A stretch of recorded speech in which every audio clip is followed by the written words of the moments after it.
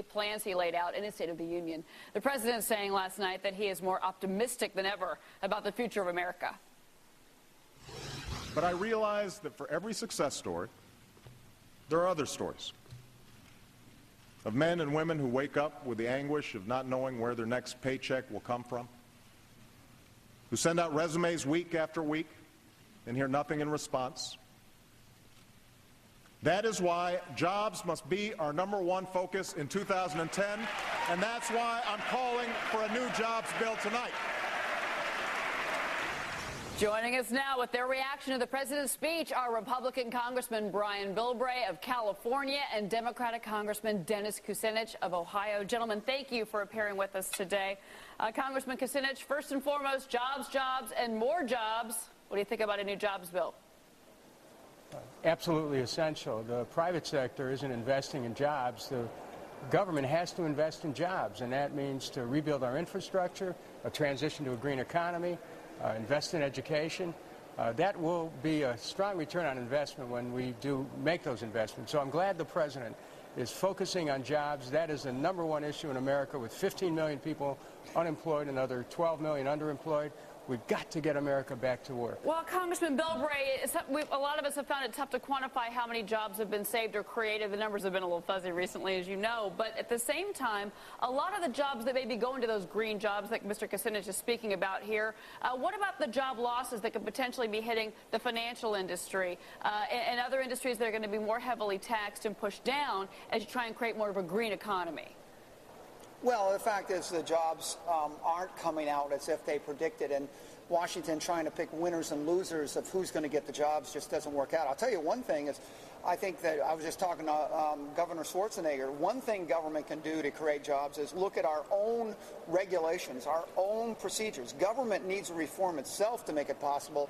If you want to build a high-speed train, then you've got to eliminate a lot of the regulatory obstructionism to be able to site those facilities and be able to get it. If you want to do things like green technology, algae fuel was developed in San Diego, but to produce it, they're going to have to move out of California and into New Mexico. And states like California and the federal government have got to change regulations and make it easier for small business to flourish. Because remember, the enemy of big business is not big government. It's small business, and that keeps the system honest. And big government has kept small business down for too long. Those regulations need to change, and that means Washington needs to reform itself, not just throw money at a problem, start being smarter with what we do. Okay. Congressman, this is Jerry Seib. I'm curious, everybody can agree on the virtues of a job bill in general at a time like this. The question is whether you guys can agree on the specifics of a particular job bill right now. I'm wondering whether what you heard from the president last night or what you're hearing from your colleagues suggests that there's a middle ground for a jobs bill that both sides can actually agree on this year. I think there is, and I think that, Congressman Bilbray mentions high-speed rail. At this very moment, Secretary of Labor Hilda Solis is announcing a high-speed rail program for my state in Ohio that will put many people to work and will help the environment as well as the economy. I think our jobs program should be in the nature of rebuilding our infrastructure. We'd make a good step towards that in moving up the transportation bill that Mr. Oberstar has been trying to move.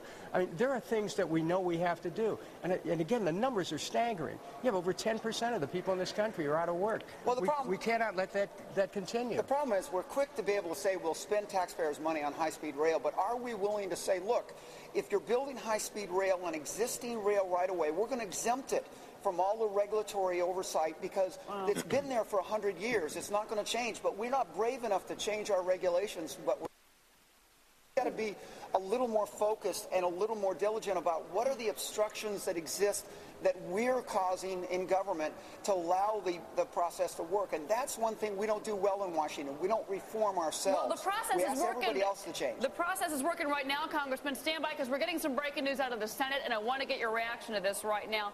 We're just now finding out the Senate has just approved a budget control measure that will require new spending to be offset with cuts elsewhere. This is the so-called PAYGO legislation. It was a party line vote, 60-40. The House has twice passed a slightly different version. Congressman Bilbray, I want to get your reaction to this.